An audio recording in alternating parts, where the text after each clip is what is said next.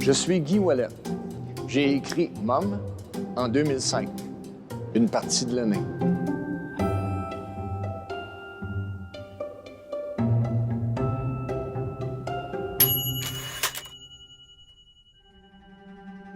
L'éditeur des Intouchables voulait avoir... on est 2 ans après la condamnation de M. Boucher, et il voulait avoir un livre sur Mom Boucher. Il en parle à un de ses auteurs, avec qui je travaillais à Radio-Canada. Cet auteur-là, c'est Normand Lester. Et là, Normand s'est tenu après moi quelques semaines. Il m'a dit, ben là, moi, il veut que j'écrive un livre sur Mom Boucher, mais il ne connaît pas Mom Boucher. Fait que, il dit, tu serais bon pour écrire ça. Non, je ne commencerai pas à vouloir écrire un livre sur Maurice Boucher. Ça fait que ceux qui connaissent Normand Lester savent qu'il est très tenace. Finalement, 2 mois et demi plus tard, ben je vais t'aider, on va avoir une petite conversation, toi puis moi, puis il dit, je vais t'écrire le squelette de notre conversation, je la traduirai, tout ça. Et mettons qu'il m'a mis ça très simple. Première erreur, quand tu fais de l'écriture, c'est pas simple écrire un livre. Particulièrement celui-là, c'est un livre qui est très factuel. C'est un livre qui te fait revivre toutes les situations, toutes les émotions et tous les événements qui sont rapportés dans le livre. Fait que je vous dirais que ça m'a passablement bouleversé tout le temps que je l'ai écrit. Ça a été un processus d'entrevue. Normand a l'habitude d'écrire, en a écrit plusieurs. Donc, on s'est rencontrés, enregistrés. Je pense qu'on s'est rencontrés seulement que 2 fois. Il a fait un premier canevas. Disons qu'on avait certaines divergences d'opinion sur le genre de livre. J'ai été policier de carrière, 32 ans, à Sûreté du Québec. J'étais un expert respecté sur les moteurs à grandeur du Canada et des États-Unis. Et il fallait que ça soit un livre factuel, pas un roman. C'était la plus grosse divergence que nous avons eue, qui a fait que le canevas roman, je l'ai pris après la 2e rencontre. Et je l'ai amené factuel. Sans les compter aux heures près, mais je vous dirais 3000 heures. C'est 6 mois très longs que tu ne fais que ça. C'est 6 mois où tu sors avec les enfants, avec ta copie dans tes poches. La technologie n'était pas aussi avancée qu'aujourd'hui. Je vous fais grâce de tous les détails. Donc, tu ratures, tu recorriges dans une version beaucoup plus primaire de Word ou de WordPerfect à l'époque. Et c'est ça. C'est 6 mois dans le temps qu'il y en a qui vont se baigner. Tu es assis sur le bord de l'eau en train de corriger. Le produit fini est exceptionnel. Pour en avoir eu des échos... des citoyens, mais pour avoir aussi eu des échos des motards. On m'a même informé que M. Boucher l'avait lu. Les commentaires, je les ai eus par son avocat, qui est décédé aujourd'hui. Et il n'y avait pas de commentaires négatifs à faire sur... Puis, je le dis en toute humilité,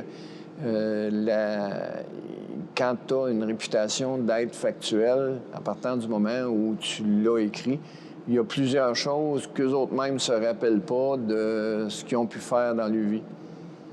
Et tu le rappelles. Fait que, donc, c'est un bon livre de référence pour eux.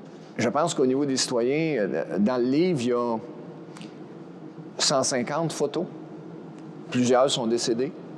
Mais les gens qui ont acheté ou les gens qui en ont entendu parler ont tous reconnu un voisin, un père de famille, j'ai gardé ses enfants, je connais sa tante, son oncle, il est dans tel club de hockey, on est dans une cérémonie funéraire, il y a un des Hells qui s'est fait assassiner à Laval en 2000, et on est à la cérémonie funéraire. Pour en arriver à la photo de la page frontispice, Il y a eu plusieurs essais de la part de M. Boucher sur la façon de placer ses doigts.